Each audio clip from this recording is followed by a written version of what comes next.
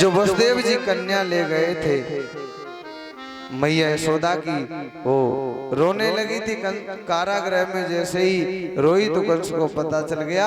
कंस ने उसे हाथ देवकी मैया के हाथों से छीन कर पटकना चाहा, लेकिन वो उड़ गई आकाश में। और उसने कहा, अरे मूर्ख, तू मुझे क्यों मारता है? मुझे मारने से तुझे क्या मिलेगा? तुझे मारने वाला तो कहीं पैदा हो चुका है, तू मुझे क्यों मारता है? तेरी जिंदगी के दिन पूरे हो चुके हैं, अब तू जल्दी ही मरने वाला है। और इधर नंद बाबा सभी ब्रजवासियों पर नंद गोकुल की रक्षा का भार सौंप करके, और कंस जो 1 वर्ष का जो टैक्स लेता था, जो कर लेता था सालाना कर, वो कर चुकाने के लिए, कर देने के लिए मथुरा गए। गोपान गोकुल रक्षायाम निरूप्य मथुराम गतः, नंद कंसस्य वार्षिक्यम करम दातुम कुरु दुहा। परीक्षित, नंद बाबा कुछ दिनों के बाद गोकुल की रक्षा का भार दूसरे गोपों पर सौंप करके और मथुरा में गए। कंस का जो वार्षिक कर देने के लिए मथुरा चले गए। और वहां जब कंस का कर दे दिया, कंस का कर देने के बाद में वसुदेव जी को जैसे ही पता चला कि नंद बाबा आए हैं, तो वसुदेव जी को बड़ा आनंद हुआ। और वसुदेव जी नंद जी से मिलने के लिए गए, नंद बाबा से मिलने के लिए। वसुदेव उपसृत भ्रातरम नंदमागतम, ज्ञात्वा दत्तकरम राज्ञे ययो तदवमोचनम। जब वसुदेव जी को मालूम हुआ कि नंद बाबा आए हैं, नंद हमारे भाई हैं। कुछ लोग कहते हैं ना कि नंद बाबा अलग खानदान के थे और वसुदेव जी अलग खानदान के थे, तो ये बुद्धि भ्रमित करने वाले लोग हैं। लेकिन ये इनका परिवार एक ही था। भागवत में लिखा भी है स्पष्ट। वसुदेव जी को जब पता चला है कि हमारे नंद बाबा आए, तो नंद बाबा चले हैं। नंद बाबा को वसुदेव जी को मालूम हुआ तो वो चले हैं, क्योंकि नंद हमारे भाई हैं। ये स्पष्ट लिखा हुआ है भागवत में, नंद हमारे भाई हैं। और नंद जी मथुरा में आए हैं, इसलिए वसुदेव जी उनसे मिलने के लिए गए। और जैसे ही एक दूसरे को देखा है, वैसे ही गले से लग गए, एकदम से हृदय से लग गए और छूट नहीं रहे, आंखों में आंसू आ गए। और नंद बाबा ने वसुदेव जी से कहा, अरे वसुदेव जी, अपने भाइयों का, सगे संबंधियों का, प्रेमियों का मिलना भी बड़ा मुश्किल होता है। ये भी एक संयोग की बात है, संयोग की। आज संयोग है हमारा तुम्हारा मिलने का, इसलिए मिले हैं। जैसे तिलकों का ढेर एक जगह इकट्ठा नहीं रह सकता, परीक्षित जी, एकपति जी, तिलकों का ढेर अगर एक जगह आप डाल दोगे तो हवा चलेगी, तो तिनका एक एक करके बिखर जाता है। आप जल में एक जगह तूड़ी जो होती है तिनके डालोगे तो वो तिनके जल के साथ तितर बितर हो जाते हैं, बह जाते हैं। ऐसे ही हम आप चाह करके भी इकट्ठे नहीं रह सकते, क्योंकि संयोग जिसका जितने दिन का है वो उतने दिन ही इकट्ठा रह सकता है, चाहे वो सगे भाई क्यों न हो। जिसका जितने दिन का संयोग है, आप इतने दिन भागवत सुन रहे हो, हमारा आपका ये संयोग है। और जिसका जिसके साथ संयोग है उतने दिन का उसे कोई टाल नहीं सकता है, वो होता ही होता है। नंद बाबा, वसुदेव जी कहते हैं, नंद बाबा ये संयोग की बात है, आज हमारा तुम्हारा संयोग है, संयोग, इसलिए हम सब इकट्ठे हुए हैं। आप ये बताओ मेरे दोनों बालक कैसे हैं? का दोनों ठीक हैं? अरे वसुदेव जी, आप उनकी चिंता क्यों करते हो? अरे वो आपके ही बालक नहीं है, वो हमारे भी तो बालक हैं, और क्यों चिंता करते हो उनकी? अरे हम उनका अच्छी तरह उनकी रक्षा करेंगे, उनकी रखवाली करेंगे, अपने प्राण दे करके भी तुम्हारे बच्चों की रक्षा करेंगे, पर तुम चिंता मत करो किसी बात की। का ठीक है भैया, मुझे यही अभिलाषा है आपसे, यही आशा है आपसे। वो दोनों बच्चे कैसे हैं? का बहुत अच्छी तरह ठीक है। उन्हें क्या पता, वसुदेव जी कहते हैं, उन्हें क्या पता मेरी मैया कौन है, हमारे पिताजी कौन है, कौन हमें पाल रहा है, वो तो बहुत छोटे हैं। और ये कह करके बसदेव जी रो गए, आंखों में आंसू आ गए। इधर क्या होता है कि बसदेव जी तो वो नंद बाबा तो मथुरा में थे, इधर कंस की भेजी हुई पूतना जाती है। पूतना गोपी का वेश बना करके, गोपी का रूप बना करके पूतना और नंद बाबा के गोकुल में पहुंची वेश बदल करके। कंस ने इसे भेजा था और मैया यशोदा के पास जाकर के पूतना ने कहा, अरे मैया यशोदा, मैंने सुना है तेरे घर में लाला हुआ है, तेरे घर में लाला ने जन्म लिया है। अरे मैं भी दर्शन करने आई हूँ, अपने लाला का दर्शन कराएगी क्या? अरे कैसी बात करती है, ले चल। अरे मेरा लाला है सो है, तेरा भी तो लाला है, ले इसके दर्शन कर ले, खिला ले इसे। मैया यशोदा नहीं पहचान पाई और वो गोपी जो है वो अपने लाला वो कृष्ण को लेकर के वो पूतना और आज एकांत में ले गई है और एकांत में लेकर के आज स्तनपान कराने लगी है। पूतना अपना स्तनपान कराने लगी। भगवान ने आंख बंद की और आंख बंद करके उसके स्तनों का पान करने लगे, यानी दूध के साथ प्राणों को खींचने लगे। भगवान ने आंख इसलिए बंद की, कई कारण है बहुत से, लेकिन भगवान ने आंख इसलिए बंद की कि मैं पहले माखन खाने आया हूं, पहले ही नंबर पर विष मिल गया, जहर मिल रहा है। दूसरी बात यह है कि विष का पान भोलेनाथ कर सकते हैं, तो भोलेनाथ का ध्यान की आंख बंद करके आओ प्रभु इस विष का पान करो। और एक भाव ये है कि अगर मैंने इसको नजर दे दी अपनी, तो फिर मैं इसे मार नहीं पाऊंगा, इससे रिश्ता बन जाएगा, रिश्ता। इसलिए आंख बंद की भगवान ने और पूतना के स्तनों को इतने जोर से दबाया कि पूतना एकदम से चिल्लाने लगी, बिलखने लगी, आवाज लगाने लगी, अरे मैया यशोदा, अरे मैया यशोदा, मेरी रक्षा कर, मेरी रक्षा कर, ये लाला तेरा मुझे मारे डाल रहा है, मेरे प्राण खींच रहा है, मैया मेरी रक्षा कर। लेकिन किसी ने नहीं सुना, क्योंकि धूमधाम मची थी, गोपियां आ रही थी जा रही थी, इसलिए किसी ने नहीं सुन पाया। इधर भगवान ने जब छोड़ा नहीं तो गोपी वो जो पूतना थी अपने असली वेश में आ गई, असली वेश में। यहाँ बहुत बड़ी सीख मिलती है। दुष्ट व्यक्ति की प्रीति जो है वो समय आने पर परिस्थिति में पता चलती है।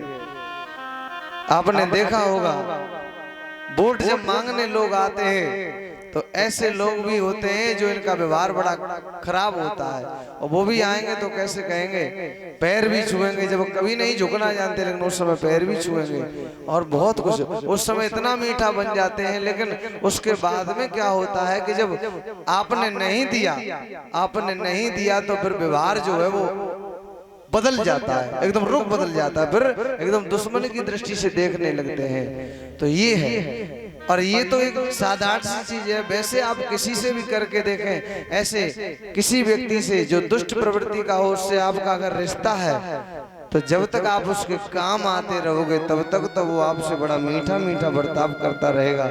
लेकिन जिस दिन आप उसके काम मत आना, उसी दिन उसकी असलियत प्रकट हो जाएगी, जैसे असलियत पूतना की प्रकट हो गई, समय आने पर प्रकट हो ही जाती है। शूर्पणखा की प्रकट हुई थी, शूर्पणखा आई, बड़ी सुंदर लग रही थी, कितने एकदम बेस बदल करके आई और कितना क्या मीठा मीठा बोल रही थी। लेकिन जब प्रस्ताव ठुकरा दिया श्री राम ने, तो देखा शूर्पणखा का बर्ताव एकदम आ गई थी, अपने असली वेश में खा जाऊंगी सीता को। ये होती है दुष्ट की प्रीति, इसलिए परिस्थिति आने पर पता चलती है। ये पूतना भगवान ने इतने जोर से स्तनों का दबाया, पूतना का प्राणांत हो गया। ये भगवान को लेकर आकाश में गई, पर वहीं भगवान ने स्तन दबाए, ये नीचे गिरी पूतना धड़ाम सीधे, भगवान उसके ऊपर खेलने लगे, पूतना का प्राणांत हो गया। बोलिए बाल कृष्ण भगवान की जय हो। पूतना पूर्व जन्म में कौन थी? पूतना पूर्व जन्म में राजा बलि की और विंध्यावली की बेटी थी, इसका नाम था रत्नमाला। और जब भगवान 52 बन करके गए थे तो प्रभु को देख करके सोच रही थी रत्नमाला, कितना सुंदर ये बालक है, ऐसा तो मुझे मिल जाए तो मैं दूध पिलाऊं इसे, जी भर के अपनी गोदी में लेके दूध पिलाऊं, मेरा बड़ा मन करता है। तो भगवान ने मन ही मन कह दिया, जा तू मुझे दूध पिलाएगी जरूर, तेरा भाव बड़ा अच्छा है, इसलिए ये इच्छा पूरी होगी तेरी। जब बावन भगवान ने जब विराट रूप धारण किया, जब बलि को छला, तभी ये रत्नमाला एकदम से क्रोध करके बोली, मन में बोली दांती पीस करके, अगर मुझे पता होता ये बालक ऐसा है, इतना दुष्ट निकलेगा, तो जब छोटा था तभी इसे दूध के साथ जहर पिला देती। भगवान ने कहा, चिंता मत कर, तू दूध भी पिलाएगी और जहर भी पिलाएगी। ये वही रत्नमाला यहाँ पूतना बनी थी। ये पूतना कौन है? ये पूतना है अविद्या। कब आई गोकुल में? 14 को, चतुर्दशी को, अष्टमी को भगवान ने अवतार लिया, चतुर्दशी को गोकुल में आई। तो गोकुल क्या है? इंद्रियों का समूह। गो माने इंद्रिय, कुल माने समूह। ये इंद्रियों का समूह, ये शरीर ही गोकुल है, जो इंद्रियों का ढांचा है। तो इस शरीर रूपी गोकुल में पूतना, अविद्या रूपी पूतना 14 जगह पर निवास करती है। 5 ज्ञानेंद्रिय, 5 कर्मेंद्रिय और मन, चित्त, बुद्धि और अहंकार, इन 14 जगह पर निवास करती है ये पूतना। लेकिन भगवान कौन है? ज्ञान। और ज्ञान के द्वारा इस शरीर रूपी गोकुल से पूतना को हटा दिया गया, अलग कर दिया गया। ये पूतना अविद्या है। सुखदेव जी कहते हैं, परीक्षित, इसके बाद में सकटासुर आया है। सकटासुर भगवान ने उसका भी उद्धार कर दिया। ये सकटासुर लोभ है, लोभ का प्रतीक है, क्योंकि भगवान नीचे लिटा दिए मैया यशोदा ने, नीचे छकड़े के नीचे, और खाने पीने का सामान ऊपर रख दिया है। तो ये लोभ है, इस जगह पर भगवान नीचे लेटे, तो इस लोभ का भगवान ने हटा दिया, लोभ को यहाँ से। इसके बाद में तृणाव्रत आता है। तृणाव्रत बवंडर के रूप में आया, आंधी के रूप में आया। तो भगवान ने इस तृणाव्रत को भी दूर कर दिया। जिस समय तृणाव्रत आया, जय जय श्री राधे, जय जय श्री राधे। तृणाव्रत कैसे आया? बवंडर के रूप में, ऐसे घूमता हुआ बवंडर के रूप में आया। मैया यशोदा अपने लाला को गोद में लेकर के खिला रही थी। तभी क्या देखा है कि एकदम से आंधी आने लगी है, धूल उड़ने लगी है, बड़ी जोर की धूल उड़ी है।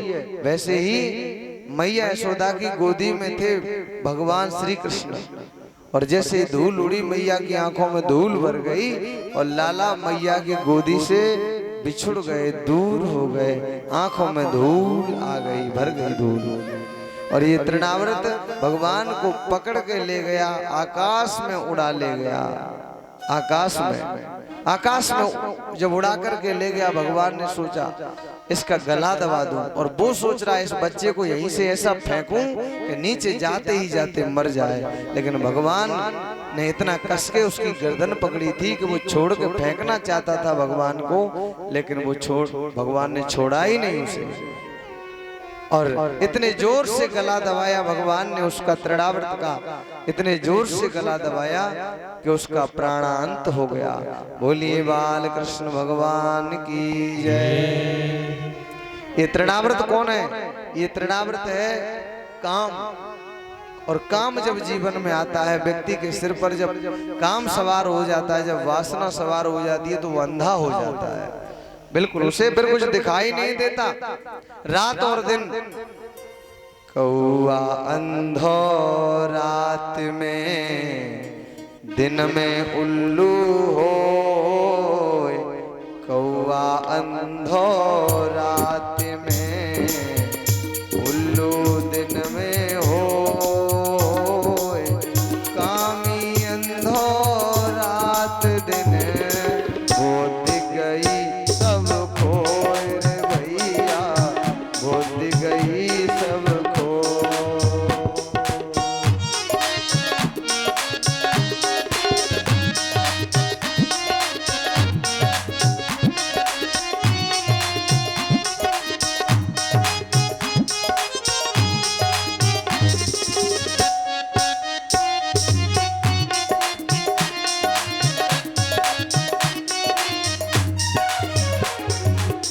कौआ अंधो रात में, उल्लू दिन में हो,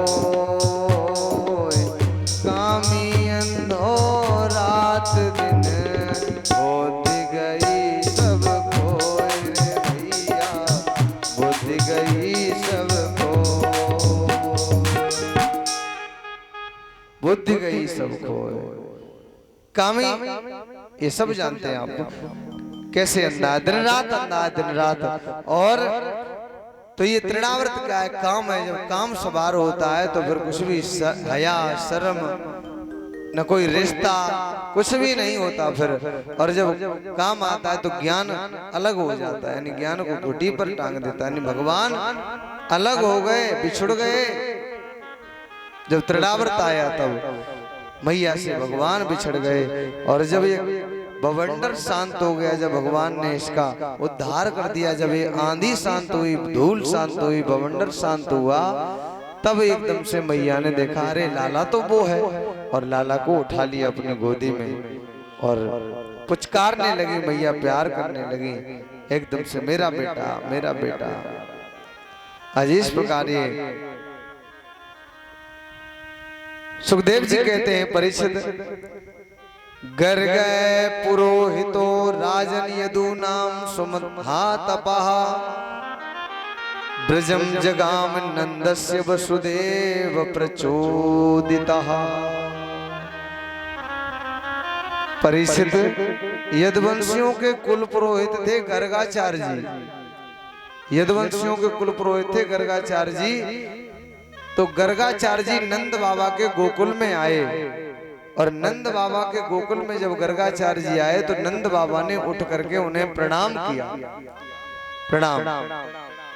और नंद जी ने कहा महाराज क्षमा करना, हम तो आपके आश्रम तक जा भी नहीं पाते हैं, घर के गृहस्थी के काम धंधों में उलझे रहते हैं, हम आपके आश्रम तक जा नहीं पाते, इसलिए क्षमा करना। आप भले पधारे, हमारे यहाँ आप आए, बड़ी प्रसन्नता की बात है। गर्गाचार्य जी ने कहा नंद जी एक काम करो, मुझे वसुदेव जी ने भेजा है बालकों के नामकरण संस्कार करने। अगर मैं खुल करके सबके सामने नामकरण संस्कार करूंगा तो लोग जान जाएंगे कि ये जरूर देवकी और वसुदेव का बेटा है, क्योंकि ये गर्गाचार्य जी तो यदुवंशियों के कुल पुरोहित वहां से आए, मथुरा के बालों के कुल पुरोहित है। और नंद बाबा के जो कुल पुरोहित है वो सांडिल्य ऋषि हैं, तो फिर यहाँ ये गर्गाचार्य जी क्यों आए हैं? इसलिए बात बिगड़ जाएगी। इसलिए ऐसा करो, चुपचाप छुप करके और इनका नामकरण संस्कार गौशाला में कर देते हैं, गौशाला में ले चलो इन्हें गौशाला में। आज कृष्ण और बलराम को दोनों माताएं गौशाला में ले गईं, जहां नंद बाबा भी पहुंचे, गौमूत्र से स्नान कराया, गोबर से शरीर में मालिश की, गोबर से और गौमूत्र से स्नान कराया। इसलिए तो देसी गाय का जो गोबर है वो पवित्र है। भगवान ने भी इसको धारण किया, अपने शरीर पर लेप किया और मूत्र से भी स्नान करवाया। गौमूत्र पवित्र है, लेकिन जब गौवंश नष्ट ही हो जाएगा फिर कहां से आएगी गाय? कहां से आएगी गाय जब गौवंश नष्ट हो जाएगा तब। इसलिए गाय को बचाओ, किसी प्रकार बचा सको तो बचाओ। अरे कोई ज्यादा खर्चा नहीं होता, ऐसे हम कितने कितने रुपए बर्बाद कर देते हैं। अगर पूरा क्षेत्र मिल जाए और एक होकर के अगर गाय के लिए गौशाला बनाई जाए, इन सारी जिम्मेदारियों के ऊपर सरकार ही जिम्मेदार नहीं होती, हमारी भी कुछ जिम्मेदारियां होती हैं। हम तार लगाते हैं, कितना सब कुछ देखा वाली करते हैं, तो यही समझ लो कि इतना सब कुछ साल भर में इतनी परेशानी उठाते हैं, तार भी लगाते हैं, सोते हैं वहां जाकर के, तो फिर थोड़ा यही समझ लो कि 2000 रुपए साल में निकल गए। तो ये धीरे धीरे अगर चाहे, इतने नेजा चढ़ाते हैं, माता पर ले जाते हैं, झंडा चढ़ा रहे हैं, डीजे बज के जा रहा है। और सच पूछो तो मेरा मत तो ये है कि इससे कभी भगवान खुश नहीं हो सकता। जो आप झंडा चढ़ा रहे हो नहीं हो सकता कुछ। इसके लिए आप गाय के अंदर 33 कोट देवता विद्यमान है, आप गाय की सेवा करके तो देखो आप गाय की सेवा करेंगे तो घर की व्यवस्था धीरे धीरे अपने आप चलने लगेगी। आपको कोई ये नेजा इत्यादि चढ़ाने की, जात करने की कोई आवश्यकता नहीं पड़ेगी। कितने हम छोटे छोटे खर्चे कर देते हैं फालतू के, कहीं जाते हैं, कभी वहां जा रहे हैं, कभी यहाँ जा रहे हैं, कभी गाय को पूजो और इतने खर्चे में उसकी व्यवस्था भी हो जाएगी, गाय की सेवा भी हो जाएगी, फिर देखना जीवन आनंद में बन जाएगा। हरियाणा, पंजाब, राजस्थान में मैं जाता हूँ। पहले गया था एक बार सिरसा के पास हरियाणा में, तो गौशाला में केवल 400 गाय थी और पहली बार ही भागवत उसमें हुई थी। 400 गाय थी, आज उसमें बहुत गाय हैं। अब तो उसमें बहुत बड़ा शेड बन गए हैं, बहुत से गौओं के लिए इतनी सुंदर व्यवस्था है, बड़ा अच्छा है। और भंडारा नहीं करते लेकिन वहाँ के लोग अपने यहाँ चंदा की भागवत में भंडारा करते हैं लोग, लेकिन वो लोग चंदा की भागवत जब करेंगे तो भंडारा नहीं करेंगे। उन्हें टेंट, साउंड, व्यास और गौ ये सब देखते हैं। तो इसको करने के बाद जो पैसा जो आता है वो सब गऊ की सेवा के लिए रखा जाता है और भंडारा प्रसाद बांट दिया जाता है। और अपनी एरिया में अगर भंडारा नहीं किया तो गली गली में, कूचे कूचे में, घर घर में वही चर्चा चलेगी, अरे कैसी भागवत हुई, बेकार है ये चर्चा चले। क्योंकि हम खाना सीख पाए, बस हम यूपी वाले खाना सीख पाए। और खास करके कौन कौन, फिरोजाबाद, मैनपुरी, इटावा, जसराना, सिकोहाबाद, आगरा और यहाँ तक और ये बुंदेलखंड भी, इसमें सभी इसमें आते हैं। तो हम लोग क्या है कि खाना सीख पाए और सेवा नहीं सीख पाए। मैं भी इसी क्षेत्र से हूँ, ये मत सोचना कि हाँ कह रहा है तो बात सही है तो कहनी पड़ेगी। तो दुख होता है मुझे ये सब देख करके। और इतने देखो खुशहाल हैं, तभी वो लोग खुशहाल हैं, वो क्योंकि देख रहे हैं, वो सब जान रहे हैं और कर रहे हैं। और यहाँ पर भी जो कर रहे हैं वो खुशहाल है, आनंद में। तो गौ की सेवा करने से हमारे अपने आप ये निश्चित है, लिख के रख लो, दिन बदलेंगे जरूर। अवश्य समय जो खराब है वो धीरे धीरे करके गौ की सेवा से वो आशीर्वाद मिलता है कि गौ की सेवा से वो सब जो बन रहा है, कुछ इकट्ठा हो रहा है, वो जो पाप वो धीरे धीरे उसके आशीर्वाद से ठीक हो जाएगा। आप गौ की सेवा करके देखना। आपके जीवन में कोई समस्या हो अगर, तो आप गौ की सेवा करना, रोज उसकी सेवा करना और रोज उसके कान में कह दिया करना और कहना भी मत, आप उसकी सेवा करना रोज उसके सामने, चाहे एक आटे की एक लोई बना करके ही क्यों